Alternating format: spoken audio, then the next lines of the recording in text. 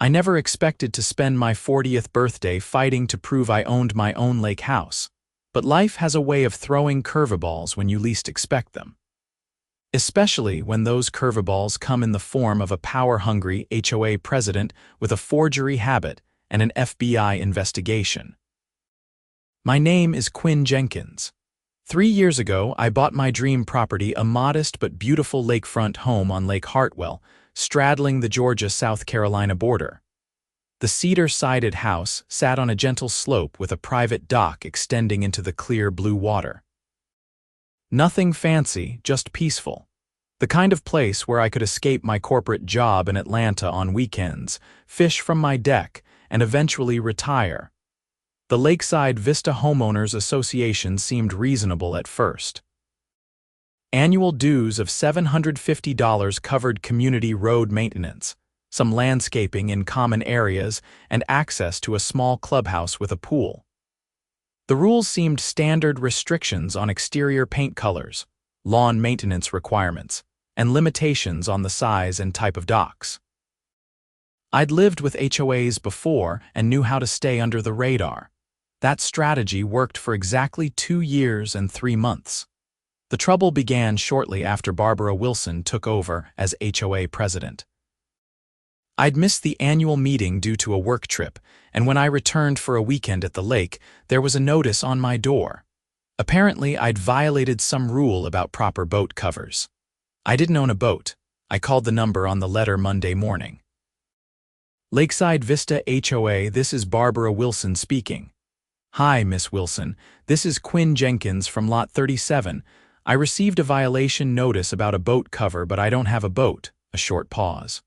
Mr. Jenkins, our records show a watercraft at your dock. That's not possible. I don't own a boat. Well, someone does. Are you allowing friends to store their boats at your property? That's also against regulations. I pinched the bridge of my nose. No, Miss Wilson, there's no boat. I was just there all weekend. Our compliance officer took photos on Friday. I'll email them to you. Sure enough, 10 minutes later, my phone dinged with an email containing photos of a blue tarp-covered boat tied to my dock. Except it wasn't my dock. The dock in the photo had a dark stain. Mine was natural wood. The house in the background wasn't mine either. It had white trim, while mine was all cedar. I called back immediately. Miss Wilson, that's not my property in those photos. That's someone else's dock and house. A heavy sigh came through the phone. Mr. Jenkins, are you suggesting our compliance officer falsified documentation? No, I'm suggesting there's been a mistake. That's lot 43, not 37. I recognize that house. It belongs to the Hendersons. I'll look into it, she said, her tone indicating she was doing me a tremendous favor. But please note that any fines already assessed will remain until we verify. I thought that would be the end of it, a simple clerical error. I was wrong. Over the next several months, the notices kept coming. My grass was too long, it wasn't. My trash cans were left out, they weren't. I had unauthorized lawn ornaments, I didn't. Each violation came with a photo of someone else's property and a fine between $50 and $150. I sent emails with my own dated photos showing compliance. I called. I even drove the 3 hours from Atlanta midweek to attend an HOA board meeting. At that meeting, I met Barbara Wilson in person for the first time. She was in her 50s, with an immaculate blonde bob and a permanent expression of disapproval. She wore a navy blazer with a gold pin that read President, even though this was a volunteer position for a community of 64 homes. Mr. Jenkins, she said when I approached her before the meeting, we have a full agenda tonight. Your concerns have been noted. My concerns haven't been addressed, I replied. I've received over $800 in fines for violations that don't exist, she smiled thinly. The board reviews all disputes. You'll have your turn during open forum. Open forum never happened. The board spent 3 hours discussing the color of the clubhouse trim, whether to allow inflatable pool toys, and Barbara's proposal to increase dues by 40% for enhanced community aesthetics. I left frustrated but determined to resolve this. I stopped paying the fines, sent a certified letter documenting the errors and hoped reason would prevail. Then winter came, and I didn't make it to the lake house as often. My project at work became all-consuming, and Atlanta had a rare snowy period that made the drive treacherous. By early March, I'd been away for nearly 6 weeks. When I finally pulled up to my lake house that spring Friday evening, something felt off. There was a new mailbox, one of those decorative ones with a fish motif. My plain black one was gone. The front door, previously stained dark brown, was now forest green. I sat in my car, confused, wondering if I'd somehow driven to the wrong house. But no, this was lot 37, my address was on the new mailbox, and my keycode still worked in the garage door opener. Inside was worse. My furniture was gone, replaced with overstuffed floral couches and crystal figurines. The walls, once the natural wood I loved, were painted pale yellow. Family photos of strangers hung everywhere. I backed out slowly, convinced I was losing my mind. Back in my car, I double-checked the address, the lot number, everything. This was my house, but it wasn't my house. I called the local non-emergency police line, and 30 minutes later, Deputy Rodriguez was walking through the property with me. "So you're saying someone redecorated your house without permission?" he asked, clearly skeptical.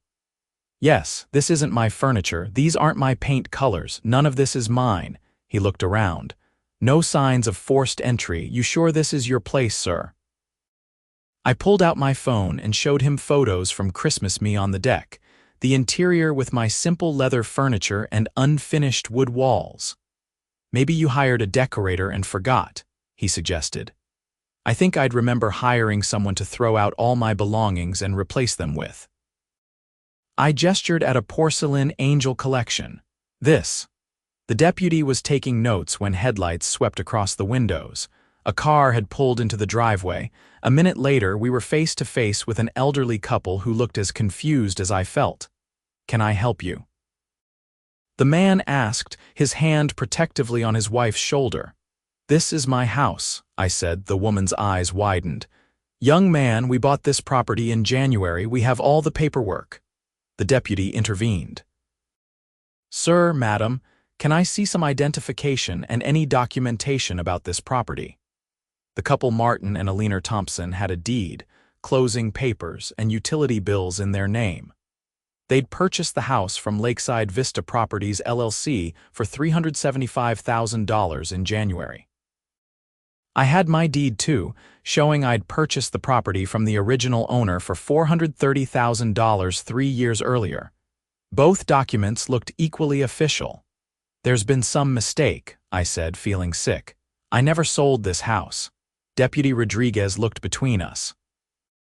"This is going to require some sorting out.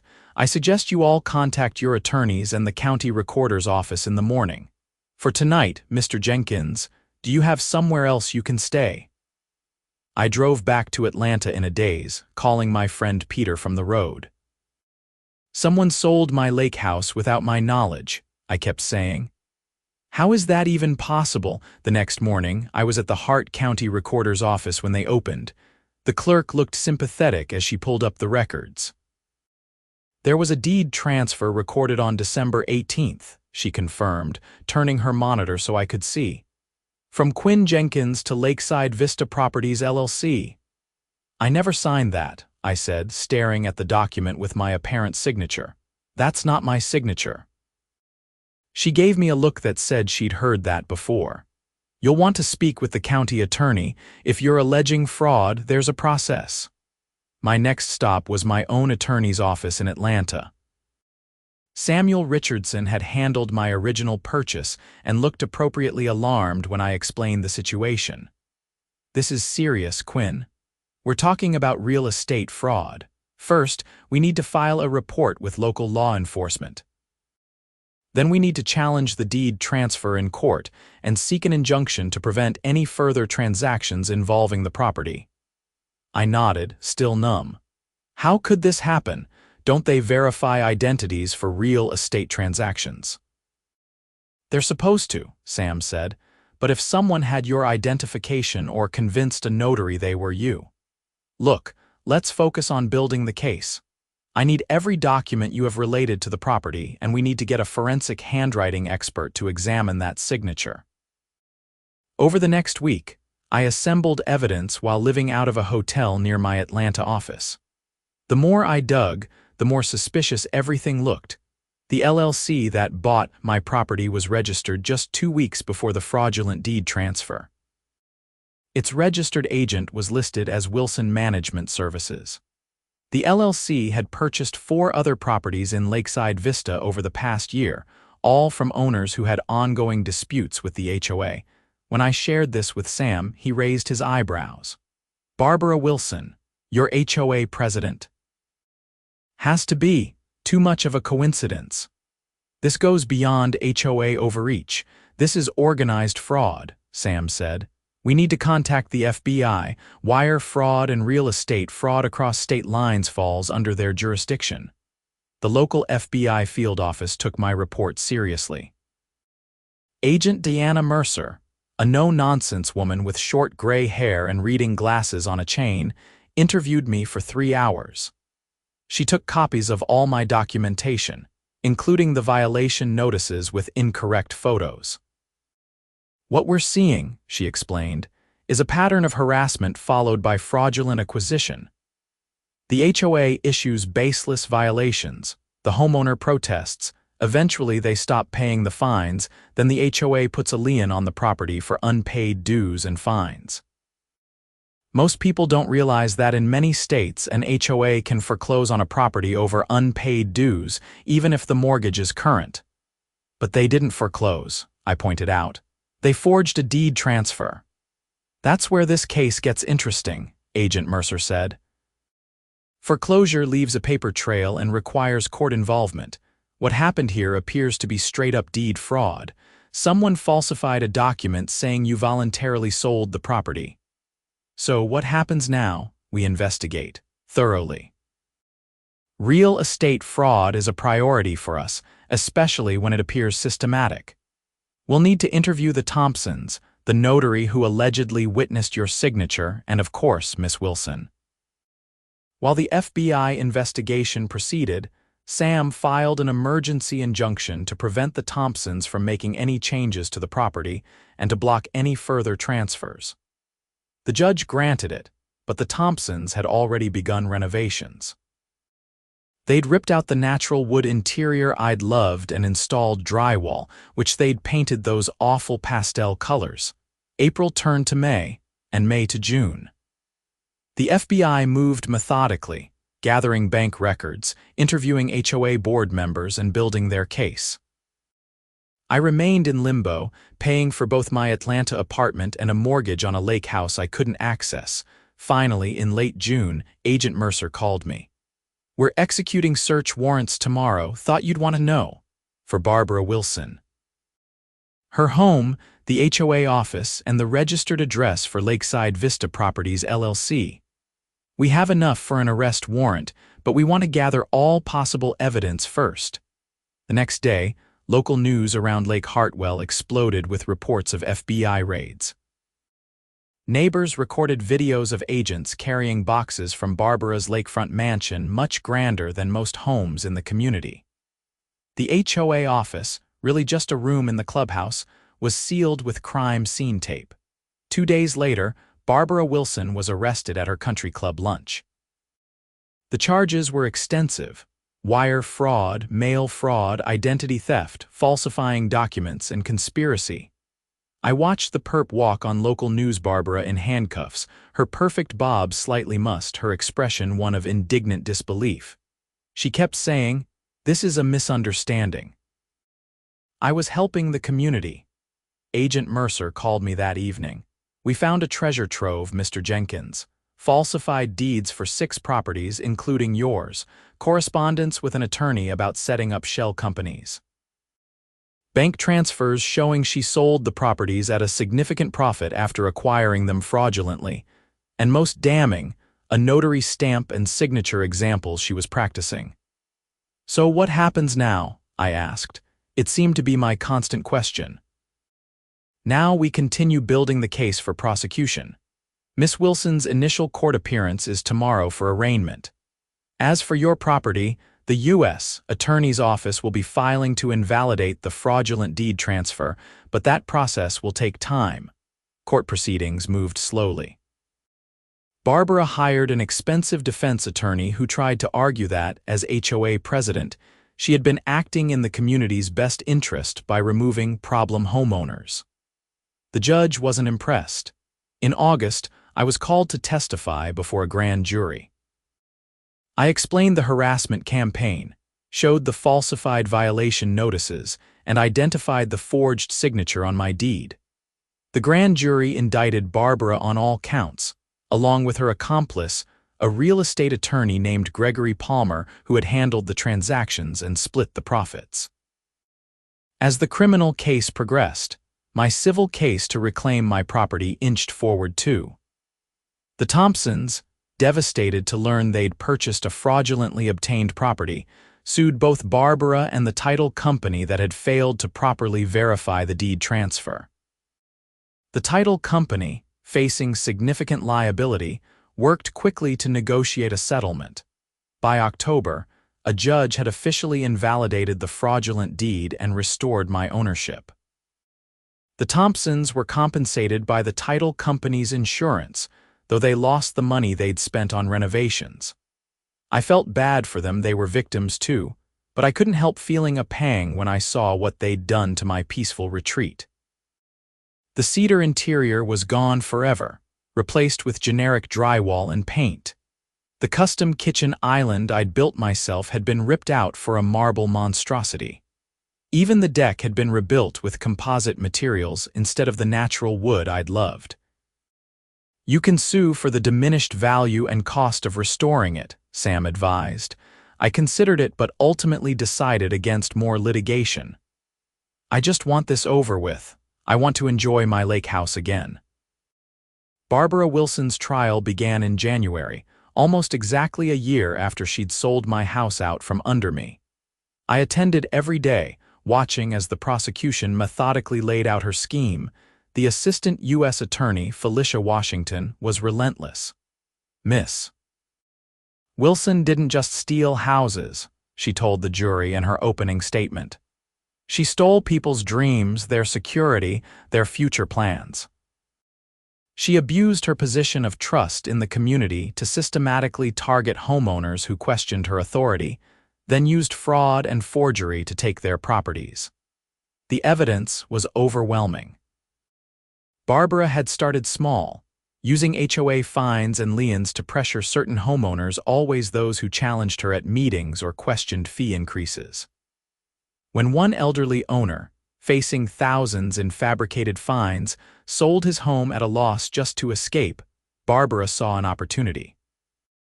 Why stop at harassment when you could take the whole property? The scheme evolved from there. First came the falsified violations with incorrect photos. Then, when homeowners protested, escalating fines. Many people, unlike me, eventually paid just to make the harassment stop. Those who didn't found themselves facing liens, or, in 6 cases including mine, forged deed transfers. Barbara would wait until the homeowner was away, easy to determine from the seasonal nature of many lake houses, then execute the fake sale. The properties would transfer to her LLC, then quickly resell to an innocent third party like the Thompsons.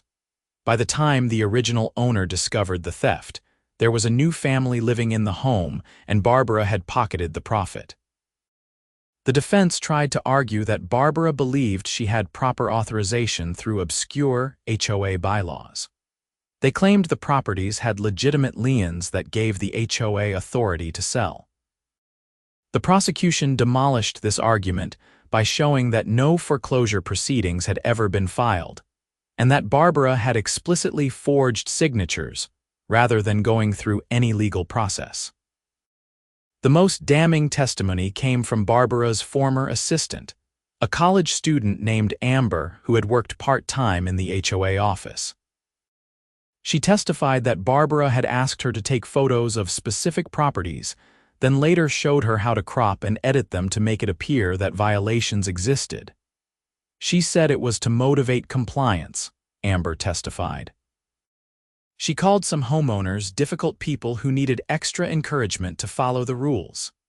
When Amber became uncomfortable and threatened to quit, Barbara doubled her hourly rate and promised her a glowing recommendation for law school.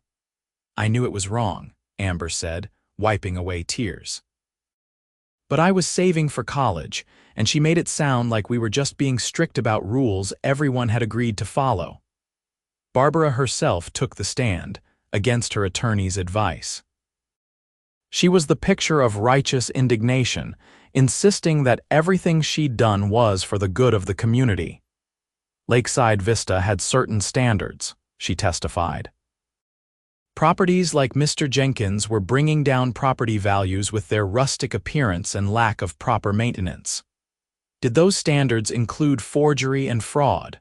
The prosecutor asked. I never forged anything, Barbara insisted.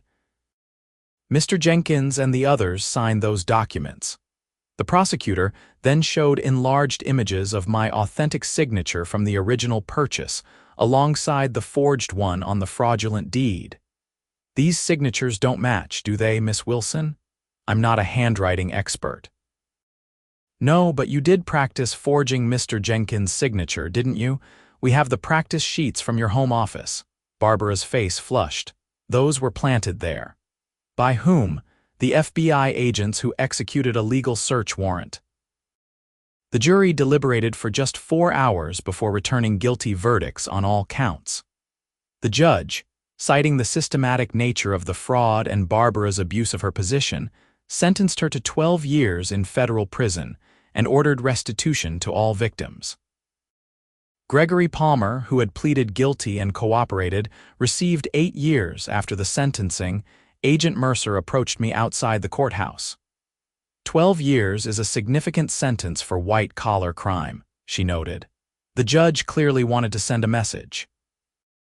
About time someone did, I replied. HOAs have too much power and too little oversight. This case has already prompted some legislators to look at HOA reform, she said. Stricter oversight, more transparency in financial dealings, limits on fines and foreclosure powers. I nodded, feeling a mix of vindication and lingering anger. Will it actually change anything? Cases like this can be catalysts, and the fact that it went federal raises the profile. In the aftermath, the Lakeside Vista HOA underwent a complete restructuring. A new board was elected, with strict term limits and financial transparency requirements. Annual dues were reduced to cover only essential services, and the Baroque system of fines and violations was simplified and made subject to independent review. I finally returned to my lake house that spring, 2 years after the whole nightmare began. The Thompsons' renovations had changed its character completely. No more rustic cedar charm, just standard suburban finishes. But the lake still sparkled outside my windows, the dock still extended into the clear water, and no one was leaving violation notices on my door. My neighbor Roger came over the first weekend I was back, bringing a 6-pack and an awkward smile. Most of us had no idea what Barbara was doing, he said as we sat on the dock. We just trusted her because she seemed so competent, always talking about property values and community standards. That's how people like her operate, I replied. They wrap self-interest in language that sounds reasonable. The new board is different, regular folks who just want things to run smoothly, no empire builders. I took a long pull from my beer. For now, power attracts people who want to abuse it, Roger nodded. That's why we added a rotation system. Nobody can be president for more than 1 year, ever. And all financial decisions over $1,000 require a community vote. It was a start. I wasn't sure it would prevent all future abuses, but it was something. As summer arrived, I spent more weekends at the lake, gradually replacing the Thompsons' decorating choices with my own style. Not the same as before that was gone forever, but something new that still felt like me. I built a new kitchen island, smaller than my original but with the same craftsmanship. I added wood accents to break up the endless drywall. I made peace with the changes I couldn't undo. 1 year after Barbara's conviction, I received a small restitution payment, the first of many, the court said, though I wasn't holding my breath. Barbara's assets had been substantial but not enough to fully compensate all her victims, especially after paying for her legal defense. More meaningful was the letter I received from the new HOA board. Dear Mr. Jenkins, on behalf of the Lakeside Vista community, we extend our sincere apology for the criminal actions of our former board president. While we cannot undo the harm caused, we are committed to ensuring such abuses never occur again. As a gesture of good faith, your HOA dues are waived for the next 5 years. Additionally, we have implemented the enclosed governance reforms to protect all homeowners' rights and property. We hope you will continue to be part of our community and help us rebuild trust. Sincerely, the Lakeside Vista HOA board. It wasn't perfect, but it was something. A recognition that even small pockets of power need checks and balances. That community governance requires community oversight. I kept the letter pinned to my refrigerator at the lake house, a reminder that vigilance is the price of ownership, not just of property, but of our collective right to be secure in that property. Barbara Wilson serves her sentence at a minimum security federal facility in Florida. I heard through the community grapevine that she still insists she was just doing what was best for Lakeside Vista. The delusion of the self-righteous never seems to fade, even behind bars. As for me, I finally got to enjoy that fishing from my deck that I'd dreamed about when I bought the place. Sometimes, when I'm sitting there with my line in the water and a cold drink at my side, I think about how close I came to losing it all to someone who viewed rules as weapons and community as something to control rather than share. I think about the other victims too, the elderly man who sold at a loss to escape Barbara's harassment, the family who lost their vacation property while deployed overseas, the young couple who had their newly inherited cabin stolen through forgery. All of us connected by one woman's greed and entitlement. The FBI's investigation ultimately identified 14 properties that Barbara had targeted. 6 involved forged deeds like mine. The others involved various levels of harassment, fraudulent liens, and pressure tactics. All were linked to homeowners who had challenged Barbara's authority in some way, questioning fee increases, opposing new restrictions, or simply failing to show proper deference to her position. Agent Mercer called it a textbook case of power corruption in microcosm. I just called it theft dressed up in committee meetings and regulations. 3 years after my lakefront nightmare began, I finally invited friends to the annual 4th of July gathering I'd always planned, but never managed to host. 24 people sprawled across my lawn and dock, grilling burgers, swimming in the lake, and watching fireworks explode over the water. My friend Peter raised his glass as the sky darkened for the show. To Quinn, who fought the HOA and actually won. Everyone cheered, but I shook my head. I didn't win. I just got back what was already mine.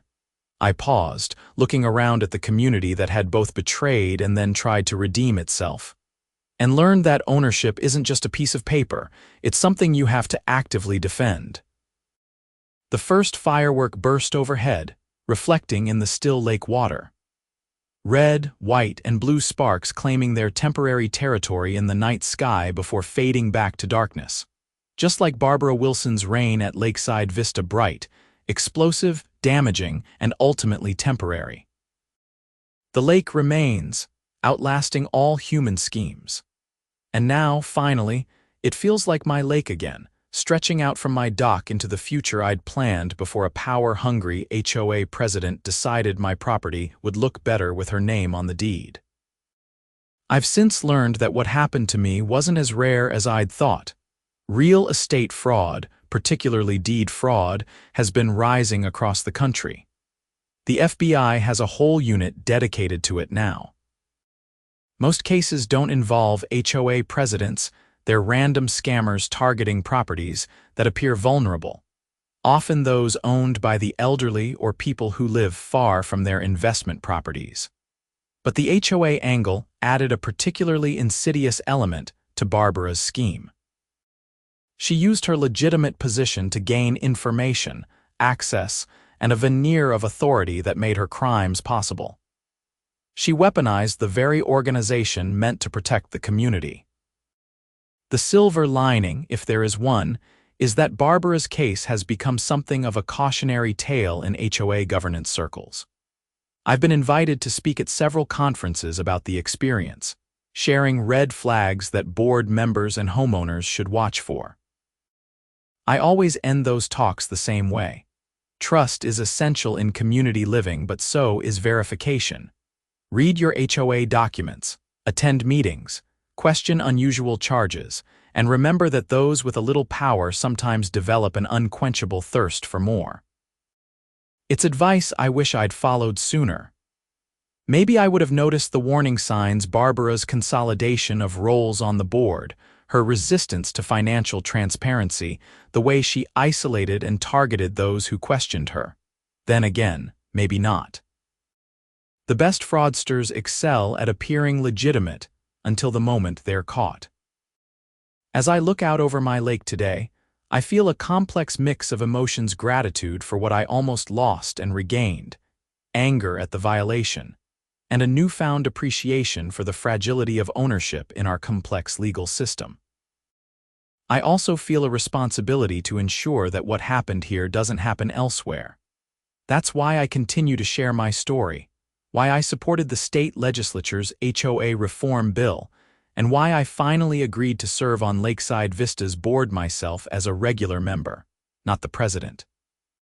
Never the president. Some power is too easily corrupted to risk. The water laps gently at my dock as the sun sets over Lake Hartwell. My home, undisputedly mine again, glows warm in the fading light. Not the same as before, changed like me by what we've endured, but still standing. Still here. And Barbara Wilson sits in her cell, perhaps dreaming of lakefront views and the power she once wielded with a fraudulent signature and a notary stamp. Dreams are all she has now. The reality, my reality, belongs to me again, deed and all.